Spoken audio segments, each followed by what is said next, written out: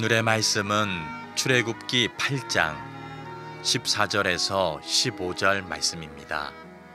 사람들이 모아 무더기로 쌓으니 땅에서 악취가 나더라. 그러나 바로가 숨을 쉴 수 있게 됨을 보았을 때에 그의 마음을 완강하게 하여 그들의 말을 듣지 아니하였으니 여호와께서 말씀하신 것과 같더라. 아멘. 우리는 누구를 만나든지 그 사람과 좋은 관계를 맺는 것을 원합니다. 그러나 살다 보면 우리가 만났던 사람들과의 관계가 생각한 것만큼 좋지 않을 때 많은 분들이 어려움을 호소합니다. 그런 분들을 위해 얼마 전에 나온 책 한 권을 소개해 드리도록 하겠습니다. 지난 10월에 이 책이 나왔는데 책 제목이 그렇게 말해줘서 고마워라는 제목의 책입니다. 이 책에서는 대화를 할 때도 상대를 존중하는 소위 매너 있는 대화를 해라, 그런 얘기를 참 많이 합니다. 몇 개의 공식처럼 이런 말을 늘 품고 대화하면 상대에게 인정을 받고 자기 자신도 만족스러운 대화를 할 수 있다. 예를 들어 이런 겁니다. 만약에 상대가 나에게 어떤 단점이나 지적하는 사항들, 또 불만을 이야기할 때 그때 어떻게 대화해야 되느냐. 이 책에서는 숨을 잠시 고른 뒤에 나의 단점과 잘못을 지적하는 그 사람에게 이렇게 편안하게 얘기하라는 거예요. 그렇게 말해줘서 고마워. 사실 그 말 한마디로 그 대화는 품격이 높아지고 상대와의 그 관계가 훨씬 좋아질 수 있다. 이 책에서 그런 힌트를 우리에게 줍니다. 사실 사람과 사람이 만나서 살아가는데 매너만 잘 지켜도 많은 갈등, 인간의 불편함을 해소할 수 있습니다. 신앙도 그렇습니다. 사실 좋은 믿음의 사람이 되려면 개인적인 신앙도 중요하지만 하나님 앞에 영적인 믿음의 매너를 갖출 수 있어야 돼요.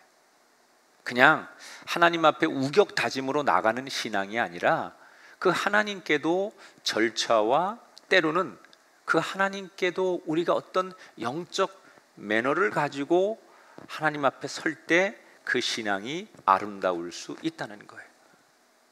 오늘은 우리 그리스도인들이 신앙생활하면서 어떤 영적 매너를 갖추어야 할까? 오늘 출애굽기 8장 전반부에 나오는 10가지 재앙 중에 두 번째, 세 번째 재앙을 다루게 될 겁니다. 지난 시간에 이제 하나님의 본격적인 이집트 땅의 대재앙이 시작되는 장면을 봤습니다. 첫 번째 장면이 나일강이 피로 변하는 거예요. 여러분, 이 당시에 사람들에겐 이게 엄청난 충격이었습니다. 강이 피로 변하고 물고기들이 떼죽음을 당하고 그리고 물이 썩어가는 걸 보면서 자신들의 자존심이었고 자신들에게 풍요를 주었던 이 나일강의 신이 마치 피를 흘리며 죽어가는 것 같은 생각을 하면서 사람들은 혼비백산하죠. 하나님은 그들의 자존심이었던, 그들이 절대 믿고 의지했던 그 나일강을 피로 만들어서 이집트 땅을 완전히 멸망시킬 수도 있었어요. 그런데 하나님이 일주일 만에 그 이집트의 강을 다시 복원시켜 주십니다. 왜 그랬을까요? 하나님은 망하게 하는 게 목적이 아니에요. 재앙을 내리는 게 하나님의 목적이 아니에요. 벌을 준다. 하나님이 뭔가를 잘못하면 벌을 준다. 여러분, 그건 인간의 착각입니다. 하나님은 벌을 주는 게 목적이 아니에요. 하나님의 존재를 그들로 하여금 알게 하는 게 목적이에요. 그러니까 잘못했기 때문에 벌을 받는 것이 아니라 사람이 그 죄를 지으면 그 죄로 인해서 고통을 당하고 벌을 받는 거지, 하나님이 그에게 고통과 죄로 인해 벌을 주는 게 아니라는 거예요. 지금 하나님께서 이집트 사람들을 사랑하시기 때문에 나일강을 일주일 만에 복원시키고 그 왕이 진심으로 회개하기를 기다려보지만 왕의 태도는 하나도 변하지 않아요. 그래서 하나님께서 드디어 두 번째 재앙을 지시하는 이야기가 오늘 성경의 시작입니다. 자, 8장 1절 2절에 오늘 성경은 이렇게 시작합니다. 여호와께서 모세에게 이르시되 너는 바로에게 이르기를 여호와의 말씀에 내 백성을 보내라. 만일 보내기를 거절하면 내가 개구리로 너의 온 땅을 치리라. 하나님께서 정하신 두 번째 재앙이 바로 개구리였습니다. 왜 개구리였을까요? 여러분 굉장히 궁금하잖아요. 많고 많은 것 중에 하나님이 왜 개구리를 통해서 이집트 땅에 재앙을 내리신 걸까? 이 당시의 상황을 좀 여러분들이 인식을 하셔야 됩니다. 이 당시 이집트는 헤게트라고 하는 아주 자기들이 신뢰하는 신이 있었어요. 어떤 거냐면 얼굴은 개구리 모양을 가지고 있고 그 몸은 여자의 몸을 가지고 있는 우상이에요. 이게 굉장히 이 헤케트라고 하는 이 신이 이집트 사람들에게 그 상징적인 신입니다. 특히 여성들에게 출산을 하고, 고대 사람들은 가장 큰 축복이 다산하는 거예요. 아이를 많이 낳는 걸 신에게 가장 축복받는 증거라고 생각해요. 그래서 고대 이집트의 임산부들이 임신을 하게 되면 임신 기간 동안 악을 피하기 위해서 이 헤케트라고 하는 이름을 가진 이 부족들을 소유하는 거예요. 그러면 자기가 이 헤케트라는 신이 자기를 지켜줘서 많은 아이를 건강하게 출산할 수 있다, 이렇게 믿었던 거예요. 바로 그들이 가장 믿고 의지하는 이 개구리의 신 헤케트를 드러내기 위해서 하나님께서 두 번째로 개구리를 재앙의 도구로 삼으신 거예요. 하나님의 명령을 받은 모세가 이집트 왕을 찾아가서 내 백성을 해방시켜라, 이렇게 말하죠. 이때 왕이 비웃습니다. 그러니까 모세가 곧바로 형 아론에게 형님, 지팡이를 잡고 나일강변을 향해 팔을 펴십시오. 그리고 개구리가 올라오도록 명령하십시오. 이렇게 모세가 말을 하자 아론이 그대로 합니다. 그때부터 놀라운 일이 일어납니다.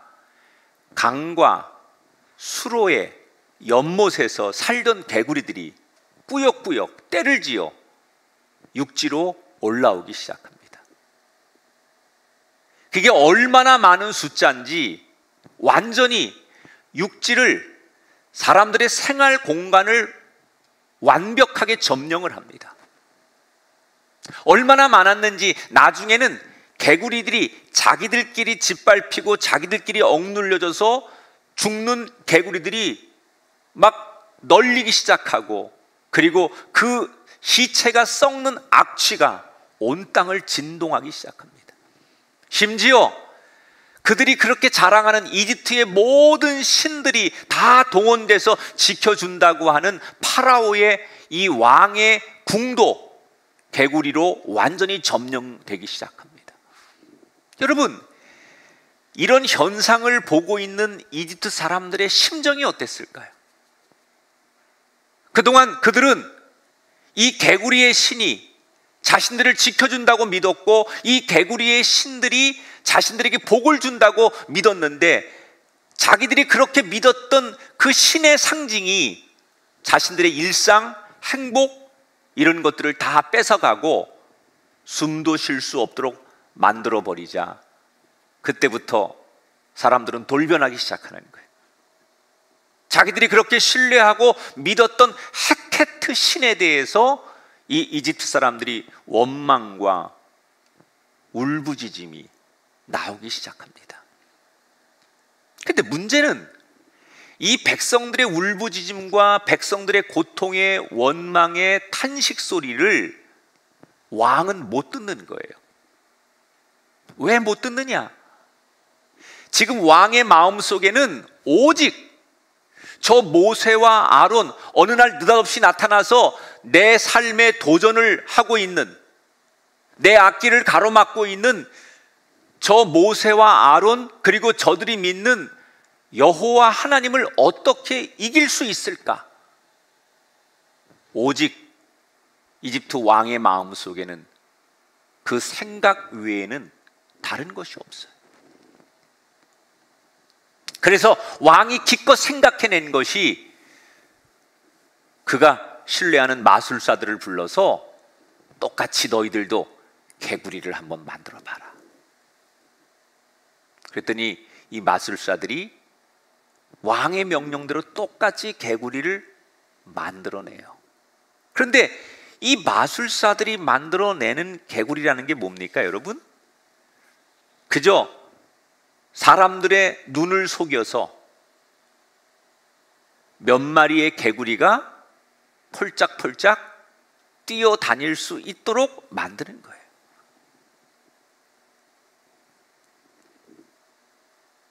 여러분, 이게 정말 최상의 방법이었을까요? 진짜로 그들의 능력이 있다면 이미 왕궁과 이집트 사람들의 생활 공간을 뒤엎고 있는 개구리들을 물러가게 하는 게 진짜 능력 아니겠습니까? 그런데 눈속임일지라도 기존의 개구리 떼들에게 몇 마리의 개구리를 더 추가하는 것으로 그들은 자신의 능력을 자랑합니다.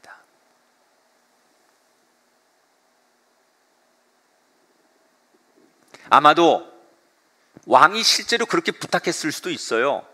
개구리를 몇 마리 만들어서 펄짝펄짝 뛰게 하니까 야, 이 엄청난 개구리들을 좀 없애봐라. 그런데 마술사들이 못하는 거예요. 그들이 사람의 눈을 속여서 흉내는 내요. 어떻게 이렇게 사람들을 잠깐 속여가지고 개구리 몇 마리 어디서 펄짝 뛰어나오도록 그렇게 연출은 할 수 있었지만 하나님이 하셨던 것처럼 기적, 하나님의 능력은 그들은 따라할 수 없는 거예요. 흉내는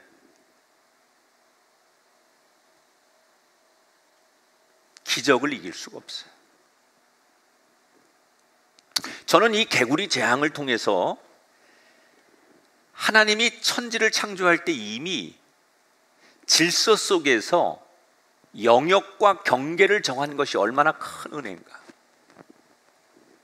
여러분, 땅과 물의 경계를 정하시고 하늘과 땅을 정하시고 그리고 다시 이 땅의 생명들은 물고기는 물속에 있게 하시고 사나운 짐승들은 숲속에 있게 하시고 새들은 하늘에 있게 하시고 모든 것들이 자기의 영역 속에 있게 하셨어요. 그리고 그 영역을 경계를 벗어나지 않도록 하나님께서 이 창조의 섭리 속에 그런 것을 넣으셨어요.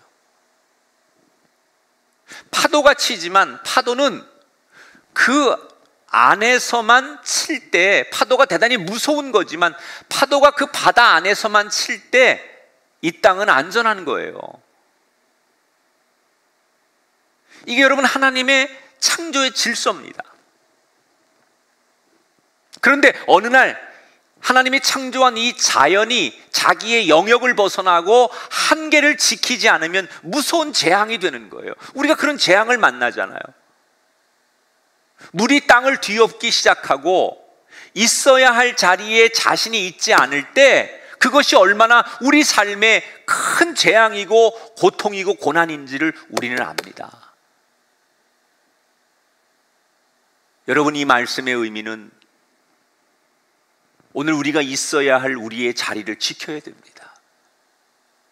세상이 아무리 혼돈하고 세상이 아무리 많은 것들로 인해서 휩쓸려 갈지라도 자기의 자리를 지키는 것, 자기의 영역을 지키는 것, 하나님을 찬송하는 사람이 그 찬송의 자리에 머물러야 하고 하나님을 예배하고 기도해야 하는 사람이 그 자리에 자기의 영역을 지킬 때 그 가정이, 그 교회가, 그 민족이 그 상황 속에서 살아남는 거예요. 내 영역을 지켜라. 우리는 지난 한 해 동안 우리가 누리던 것들이 얼마나 큰 은혜였는지를 알았어요.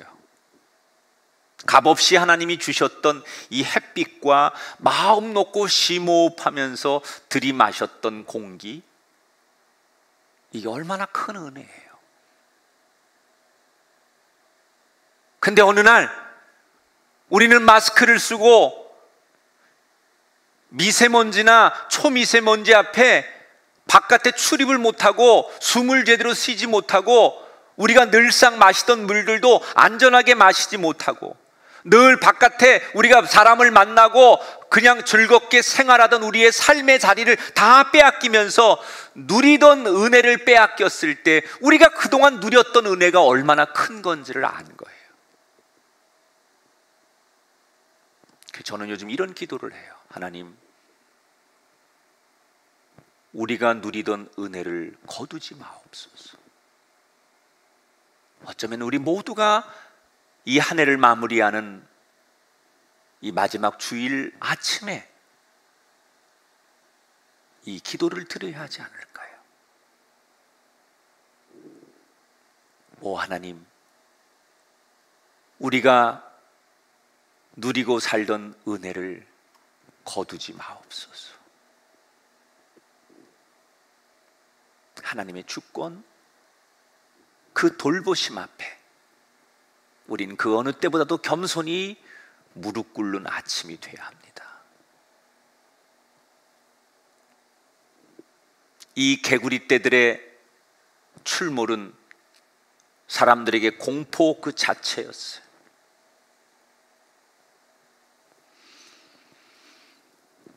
더 이상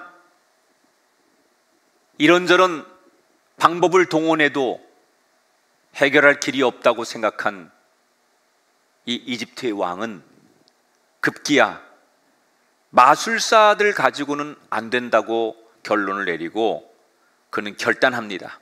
그의 입에서 놀라운 고백을 하게 되죠. 출애굽기 8장 8절 말씀입니다.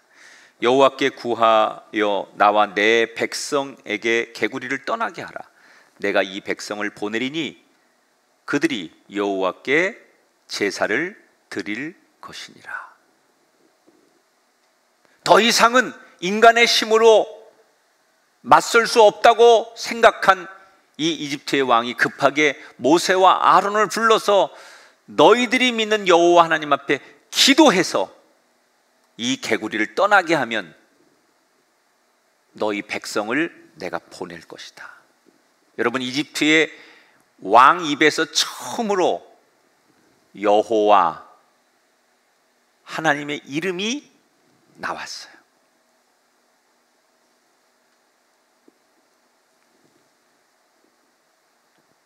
그러면 지금 이 이집트 왕이 한 말이 진심이었을까요? 정말로 여호와 하나님 앞에 기도해달라, 그리고 하나님의 능력으로 이 개구리 떼들이 물러나게 되면 내가 너희 백성들을 놓아줄 것이다 라는 이 말이 진심이었을까? 그걸 확인하기 위해서 모세가 이렇게 묻지요. 제가 왕과 이집트 백성들을 위해 언제 기도해 주면 좋을지 당신이 정하십시오. 이때 왕이 뭐라고 대답해요? 10절에 보니까 내일이다. 자, 협상을 하는 거예요. 기도해줘서 기도대로 되면 내가 너희들이 원하는 대로 해주겠다. 그러니까 모세가 뭐라고 물어봐요? 그럼 언제 기도해주면 되느냐라고 물었더니 내일이라고 해요. 자, 왜 모세는 왕에게 언제 기도해 줄지 당신이 정해라 라고 얘기했을까요? 모세가 일방적으로 기도해서 어떤 결과가 나오는 것보다는 왕이 지정한 그 시간에 기도했을 때, 그 기도대로 됐을 때 이 결과는 우연이나 자연현상이 아니라 하나님이 하시는 일이라는 것을 증명할 수 있다고 생각한 거예요. 그렇잖아요. 왕이 원하는 시간에 원하는 상황에서 기도했을 때 그 기도가 들어져야 이게 우연이거나 자연현상이 아니라는 것을 증명하는 거잖아요. 근데 왕이 뭐라고 말했다고요? 당장 지금 기도해달라 그러지 않고 내일 기도해달라고 그랬어요. 자, 여러분, 지금 왕이 내일 기도해달라고 한 이유는 뭘까요? 이 왕의 마음속의 생각을 읽어볼 수 있는 거예요. 지금 왕은 이 개구리 떼들이 출몰해서 이렇게 모든 질서가 파괴되고 고통을 당하고 있는 이것이 혹시 우연은 아닐까? 그러면 오늘 밤 지나고 나면 내일은 자연적으로 해결될 수 있는 것은 아닐까? 마지막까지 인간의 기대, 하나님을 의지하는 것 대신 세상과 자신의 생각을 기대고 싶었던 거죠. 하나님의 능력을 인정하고 싶지 않았다는 거예요. 여러분, 기도해달라. 그러면 개구리가 없어지면 내가 내 백성들을 보내겠다라고 하는 이 말은 이집트 왕이 진심이 아니라는 거죠. 상황을 모면하기 위해서 임기응변으로 했던 말이 분명하다는 거예요. 그러면 눈치가 있는 모세가 이거 몰랐을까요? 왕이 지금 어떤 의도고 어떤 속셈인지 모세는 다 알았을 거예요. 그런데 모세는 뻔히 상대의 생각과 의도를 알았음에도 불구하고 이렇게 반응해요. 8장 12절에 보니까 모세와 아론이 바로를 떠나 나가서 바로에게 내리신 개구리에 대하여 모세가 여호와께 간구하매, 왕의 요청대로 그 다음날 순순히 하나님 앞에 기도합니다. 속을 것을 알면서 왜 모세는 당해주는 걸까? 이 왕이라고 하는 사람이 어떤 사람인지, 무슨 계획이 있는지 이럴 사람이라는 거 다 알면서 당장이 아니라 내일 기도해 달라라고 하는 그 말 속에 이미 왕의 계략을 충분히 읽을 수 있었음에도 왜 모세는 알면서 속아 넘어가는 것일까? 그 이유가 조금 전 읽었던 12절에 나오는 표현 속에 답이 있어요. 다시 9절로 가볼게요. 내가 왕과 왕의 신하와 왕의 백성을 위하여 언제 간구하는 것이 좋을지 분부하소서. 자, 모세가 뭐라고 지금 얘기해요? 내가 왕과 왕의 백성들을 위하여 언제 기도하는 것이 좋은지. 지금 이 모세가 보고 있는 것은 기도는 누구를 위해 하는 거냐? 왕과 그 이집트 땅의 많은 백성들을 위해서 기도하겠다는 거예요. 다시 말하면 모세는 기도의 본질을 우리에게 뭐라고 가르쳐 주느냐? 사람에 대한 긍휼함. 우리의 상식으로는 지금 이집트의 왕이 행한 어떤 행실 또는 이집트 사람들이 그동안 생각하며 지었던 죄를 생각하면 그들에게 통쾌하게 복수하는 게 맞아요. 그들을 위해서 하나님이 징벌을 내리시는 게 맞아요. 그런데 모세는 거기에 머물지 않고 우리에게 뭘 말씀하려고 하느냐? 죄는 미워하지만 사람은 미워하지 않아야 한다는 거예요. 여러분, 이게 참 어려운 거예요. 우리가 참 이 이야기를 많이 듣고 또 많이 공부도 했는데, 죄는 미워하되 사람은 미워하지 말아라, 이 얘기가 참 많이 알고 있는 얘기인데 행하기는 굉장히 어려운 거예요. 그런데 어렵지만 믿는 사람은 반드시 이 일을 실천해야 합니다. 왜냐? 우리가 믿는 하나님께서 그것을 원하셔요. 그리고 하나님도 실제로 그렇게 하셨어요.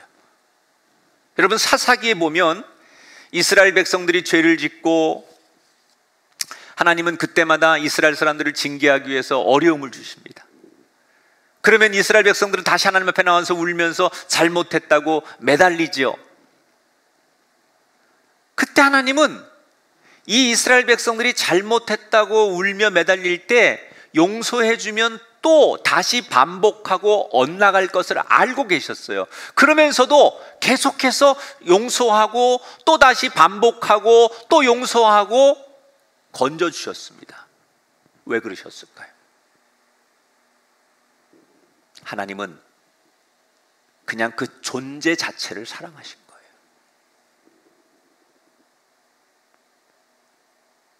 죄는 밉지만 그 죄에 지배당하고 죄의 종로로 타고 죄에 억눌려 사는 그 백성들, 하나님이 창조하고 하나님이 만든 그 피조물, 하나님이 너무나 귀히 여기는 그 영혼들, 그 자체가 좋은 거예요. 그 존재 자체를 사랑하는 거예요. 그래서 죄와 상관없이 용서해 주시는 거예요.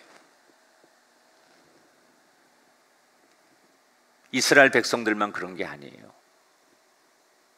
사실 저와 여러분, 우리 모두는 하나님 앞에 용서받을 수 없는 죽어 마땅한 죄인들 아닙니까? 그런데 돌아보면 하나님은 그동안 우리한테 그러셨던 것 같아요. 우리가 또 엇나갈 걸 알면서 또 무너지고 또 다시 원점으로 돌아가는 걸 알면서도 여전히 하나님은 우리를 용서하시고 또 돌보시고 우리에게 은혜를 베푸셨어요. 심지어 독생자 예수 그리스도까지 이 땅에 내어주셨어요. 왜? 우리의 삶의 모습과 상관없이 우리의 존재 자체를 사랑하시기 때문에 그렇다는 거예요. 그러니까 하나님의 속성은 우리를 사랑하실 때 끝까지 사랑하시는 것처럼 우리가 하나님을 믿는 사람이라고 하면 그렇게 사는 게 맞다는 거예요. 여러분, 이제 2020년 한 해가 얼마 남지 않았습니다. 아마 여러분 가슴에도 너무너무 지금 불편하고, 아니 너무너무 미운 사람이 있을 거예요. 그런데 오늘 이 마지막 주일에 하나님 우리에게 들려주시는 음성은 죄는 미워해도 사람은 미워하지 말아라. 오늘 이 말씀을 이 한 해가 지나기 전에 내 영혼에 다시 세팅을 하셔야 돼요. 이게 여러분과 상대방의 영혼을 지키는 영적 매너예요. 죄는 미워하되 사람은 미워하면 안 돼요. 이걸 풀고 가셔야 돼요. 여러분 마음속에, 여러분의 생각 속에, 여러분의 의식 속에 그 사람에 대한 용서와 사랑이 회복될 때 여러분 인생의 가정에 얽혀있는 다른 조건도 반드시 해결될 줄 믿습니다. 이렇게 모세가 이집트 왕의 요청대로 기도하면서 두 번째 재앙이 끝납니다. 약속을 지켜야죠, 왕이. 그런데 왕은 우리가 예상한 대로 상황이 끝나자 태도가 돌변합니다. 사람이 고비를 넘기고 나면 마음이 바뀌는 거예요.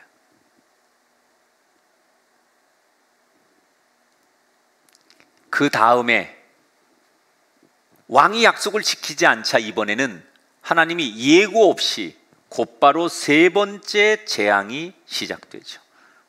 자, 16절에 보니까 모세가 아론에게 명령하기를 내 지팡이를 들어 땅에 티끌을 치라 하라. 그것이 애굽 온 땅에서 이가 되리라. 세 번째 재앙이 우리가 잘 아는 그 벼룩, 뭐 빈대, 우리 보통 이라고 표현하는데 조그만 거 있잖아요. 세 번째 재앙이 이예요. 왜 하나님께서 10가지 재앙 중에 세 번째 재앙을 이라고 하는 걸 쓰셨을까? 여러분, 이 땅에 여러 가지 하나님이 만든 창조물 가운데 생명체 가운데 가장 볼품없고 작고 또 미미한 존재가 아마도 이일 거예요. 응? 작은 미물. 지금까지 이집트 왕은 어떤 존재였습니까? 이 세상에 어떤 거대한 권력도 힘 있는 사람도 이 세상 어떤 세상의 생명체도 자기 말을 거슬리는 사람이 없었어요. 모든 게 자기 손에 있었고 자기 의도, 명령, 자기 생각대로 모든 것들이 다 움직인다고 생각했어요. 그런데 가장 초라하고 가장 보잘것없고 사람들이 가장 무시하는 작은 미물이 자기 통제대로 자기 명령대로 되지 않는 것을 하나님이 보여주시는 거예요. 여러분, 지금 이 10가지의 재앙을 공부하면서 무슨 생각이 드세요? 강물이든 개구리든 뭐 작은 미물에 불과한 이든 결국 이 모든 것들이 누구 말만 듣습니까? 하나님 말씀만 듣더라.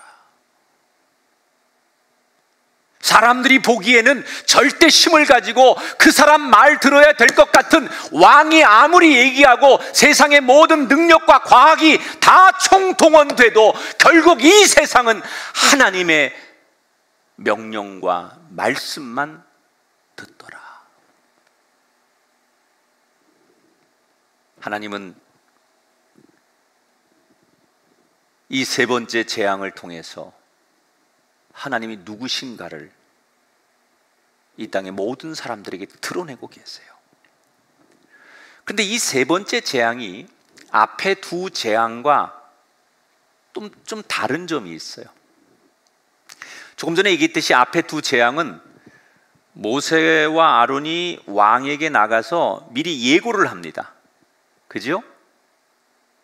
그런데 이 세 번째 재앙은 왕에게 경고나 예고 없이 곧바로 시작된다는 거예요. 그 다음에 두 번째, 앞선 두 번의 재앙은 물과 관련된 재앙이었어요. 나일강이 피로 변했다든지 개구리가 물에서 살아야 되는 개구리가 육지로 뛰어 올라왔다든지 이게 다 물과 관련된 재앙이었죠. 그런데 이번 세 번째 재앙은 이제는 땅에 대한 심판으로 와요. 당시에 그 이집트 사람들이 강을 섬기는 신이 있었고 땅을 섬기는 신이 있었는데 이집트 사람들이 가장 많이 섬기는 우상 가운데 하나 중에 땅을 지배하는 신이 게부라고 하는 신이 있었어요. 게부.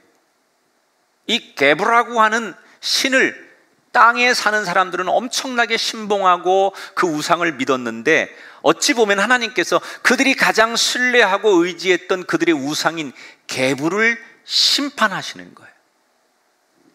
지금 하나님은 뭘 말씀하시는 거예요? 하나님은 어떤 특정한 영역을 다스리는 분이 아니라 그게 물이든 땅이든 하늘이든 뭐 바다든 어디든 상관없이 하나님이 통치하고 다스리고 일하신다는 것을 보여주는 거예요. 이집트 사람들은 강의 신이 따로 있고 땅의 신이 따로 있다고 믿었지만 하나님은 그게 땅이든 바다든 상관없어요. 하나님은 어디든 통치하시고 어디든 다스리시고 어디서든지 하나님이 일한다는 것을 적나라하게 보여주는 거예요.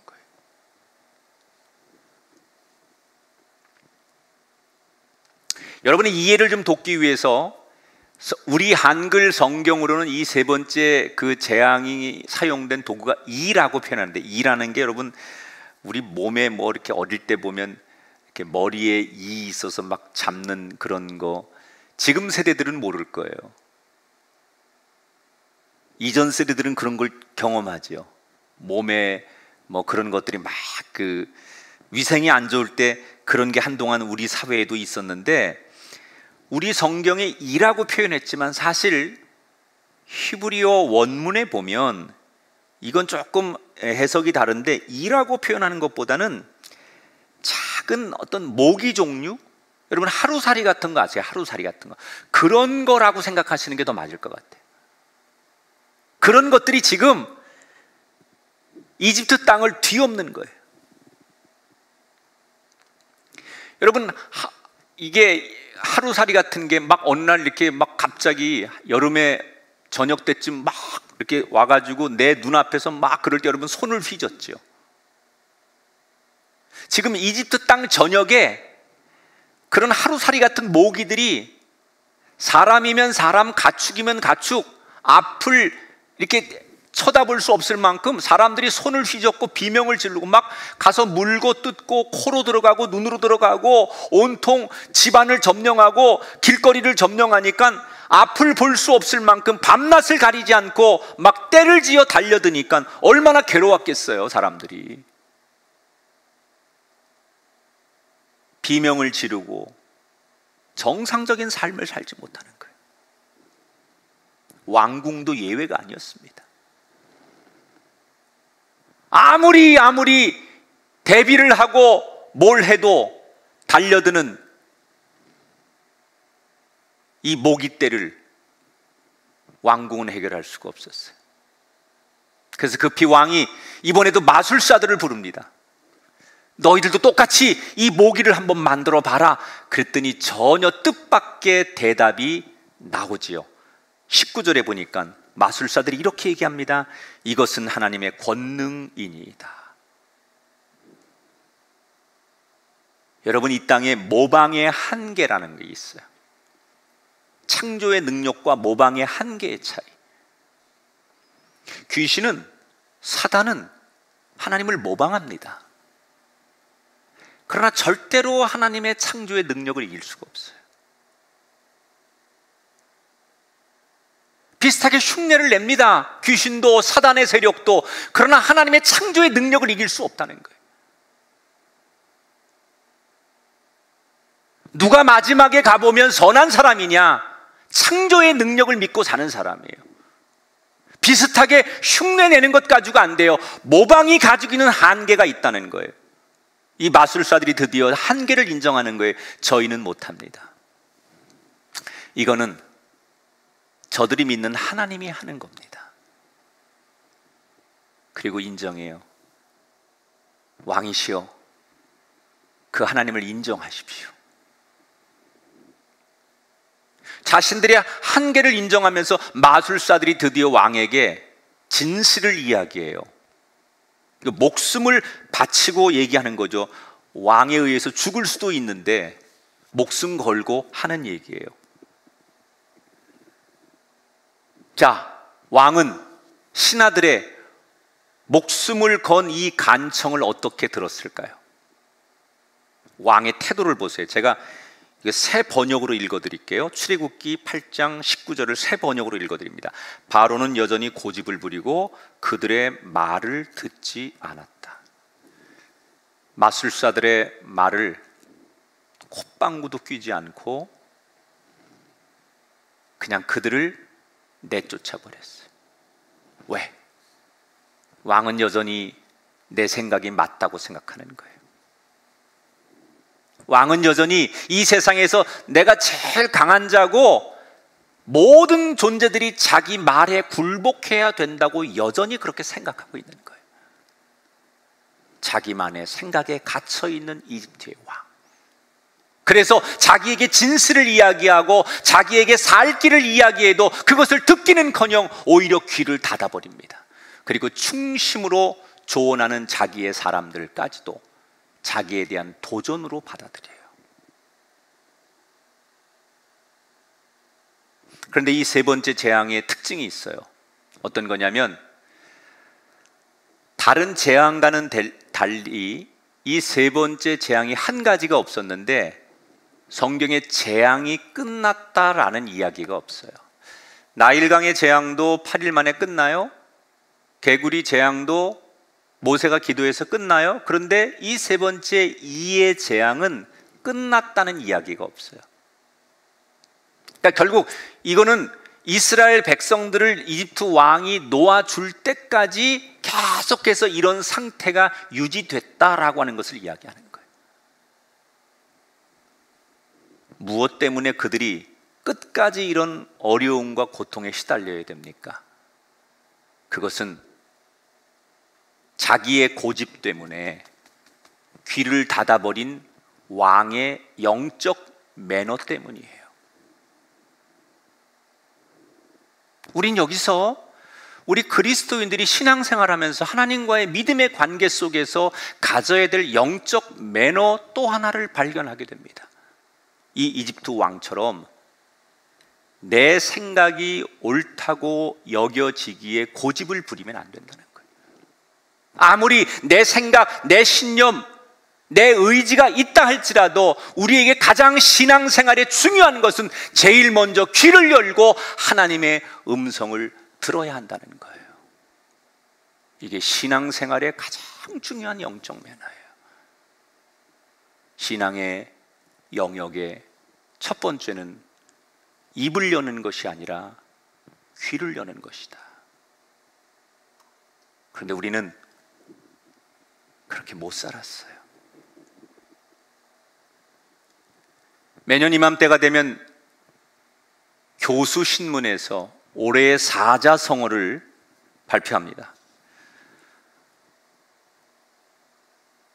906명의 교수들이 올해의 사자성어로 사상 최초로 신조어가 나왔습니다.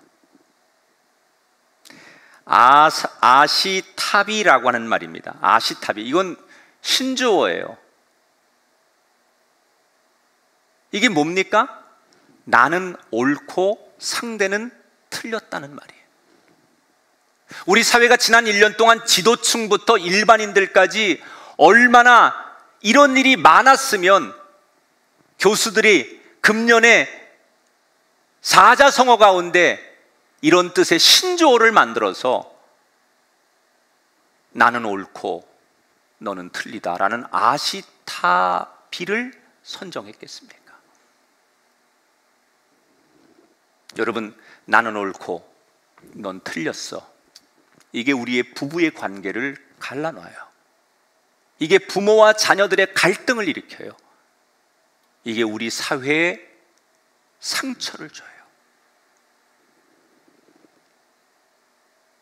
여러분, 이게 과연 나에게는 상관이 없는, 우리 가정에게는 전혀 영향이 없는 말이겠습니까?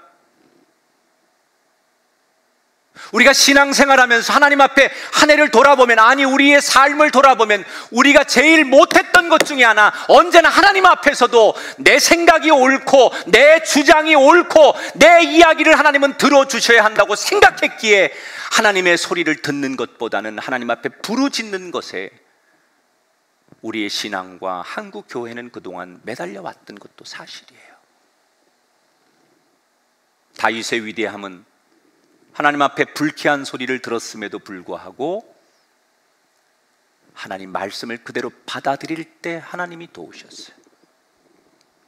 솔로몬이 하나님 앞에 듣는 마음을 구했을 때 지혜를 주셨어요. 바울도 다메섹 도상에서 하나님의 음성을 잘 들었기 때문에 그 인생이 변화된 거예요. 2020년 한 해를 마무리해야 하는 오늘, 하나님은 우리에게 이렇게 부탁하십니다. 먼저 귀를 열고 듣는 사람이 되어라. 우리는 그동안 공부 많이 했습니다. 우리는 경험도 많이 했습니다. 그래서 자신의 논리, 자신의 경험, 자신의 지식 다 있습니다. 그러나 우리에게 가장 중요한 영적 매너는 내 생각, 내 지식, 내 학문, 내 경험보다 더 중요한 것은 하나님의 말씀 앞에 귀를 열고 듣는 종의 자세라는 거예요.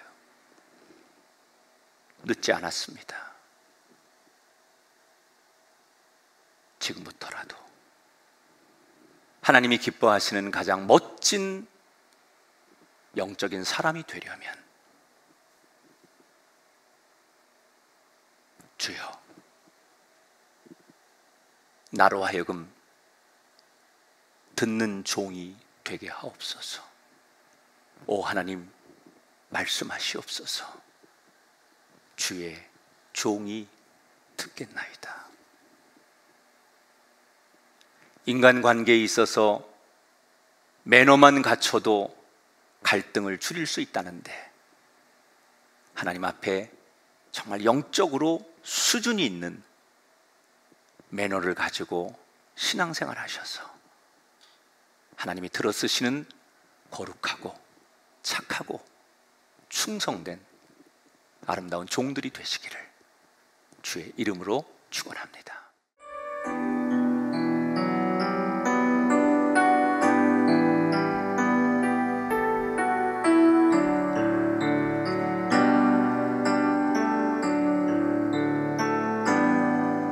나를 지으신 이가 하나님,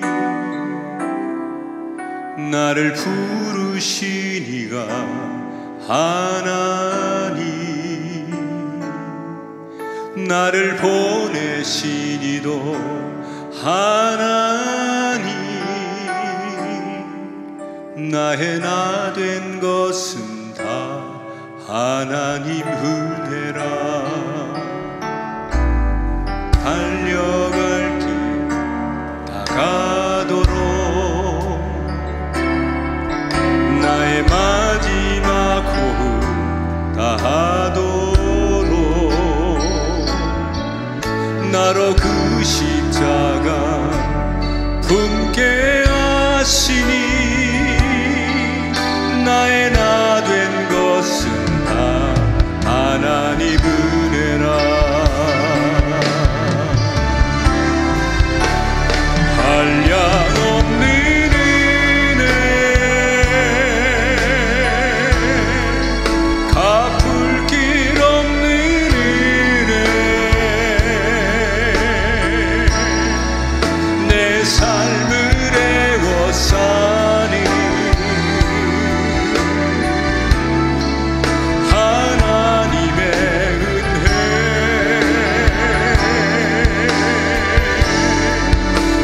주저함 없이 그 땅을 밟은 곳 나를 붙드시니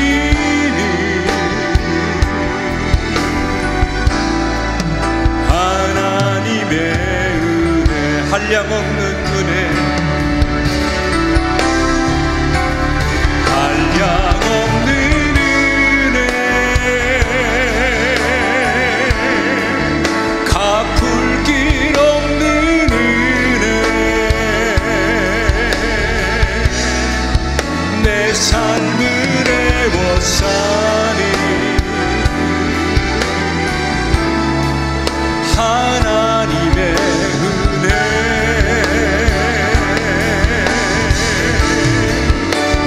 주저함 없이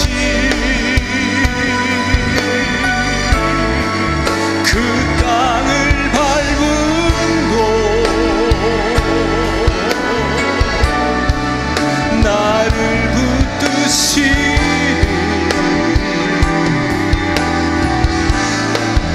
하나님의 은혜. 나를 지으신 하나님, 나를 부르신 이가 하나님, 나를 보내신 이도 하나님, 나의 나 된 것은 다 하나님 은혜라.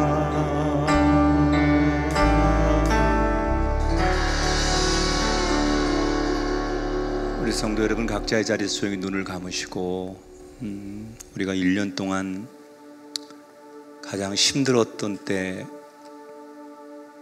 여러분 삶의 가장 어려운 때, 그때를 한번 기억해 보시고, 또 가장 큰 하나님의 은혜의 때가 언제였는지 또한 한번 기억해 보시고, 두 가지를 다 떠올려 보시면서 어려울 때도 가장 힘들 때도 나를 버리지 않고 나와 함께 하셨던 하나님의 은혜가 있었음을 고백하시고, 나에게 형통과 가장 기쁨의 순간에도 하나님이 계셨기에 그리할 수 있었습니다. 그런 고백을 시간 우리 마음으로, 묵상으로 하나님의 은혜를 감사하며, 여러분 자신을 위해 또 가정을 위해 하나님 앞에 한 해를 마무리하는 감사기도 드리는 시간 갖겠습니다. 조용히 묵상기도 드리겠습니다.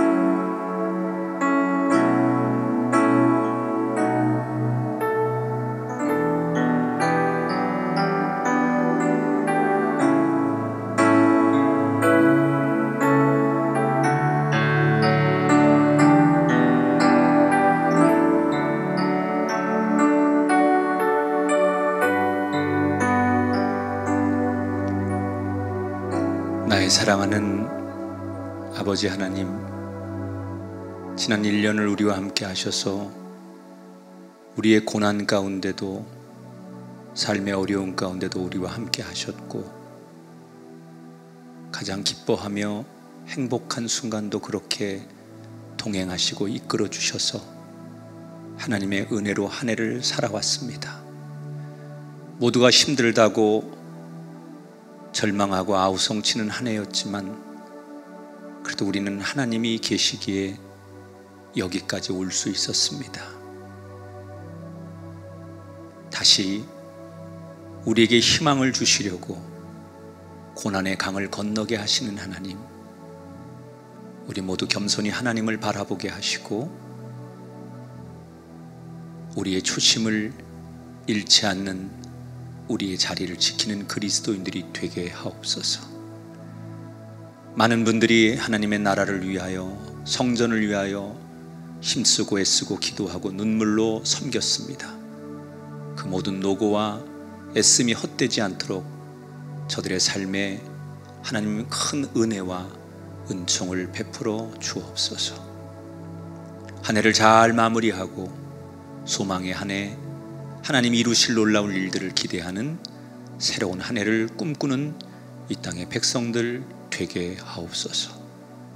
거룩한 마음 주 앞에 온전히 올려드리고, 간구하지 못하는 것까지 우리의 마음을 주께 올려드리오니 하나하나 어루만지시고 가정마다 돌보셔서 하나님의 응답하심과 섭리가 우리들 가운데 나타나게 하여 주옵소서. 이제는 우리 주 예수 그리스도의 은혜와 하나님 아버지의 극진하신 사랑하심과 성령님의 감화 감동 역사하심이 우리 가운데 영원토록 함께 하기를 축원하옵나이다.